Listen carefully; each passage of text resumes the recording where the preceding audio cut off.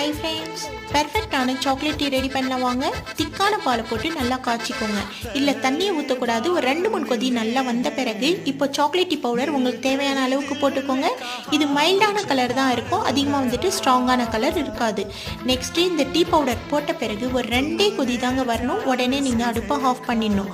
அதிகமாக நீங்கள் கொதிக்க வச்சிங்கன்னாக்கா இந்த சாக்லேட் டீக்கான ஃப்ளேவரும் டேஸ்ட்டும் மாறிடும், கசந்து போயிடும். உங்களுக்கு நீங்கள் பெர்ஃபெக்டான டைமில் நீங்கள் வந்துட்டு ஃபில்டர் பண்ணி எடுத்தீங்கன்னாக்கா நீங்கள் சாக்லேட் சாப்பிட்ற ஃபீல் அப்படியே உங்களுக்கு கொடுக்கும். இப்போ உங்களுக்கு தேவையான அளவுக்கு இதில் சுகரை நீங்கள் மிக்ஸ் பண்ணி இது சாப்பிடும்போது இந்த டீயை வந்துட்டு அமேசிங்காக இருக்கும். இப்போ நீங்கள் என்ஜாய் பண்ணுங்கள். நெக்ஸ்ட்டு வந்துட்டு இந்த டீ பவுடரை நான் வந்துட்டு ஊட்டியிலேருந்து தாங்க வாங்கிட்டு வந்திருக்கேன்.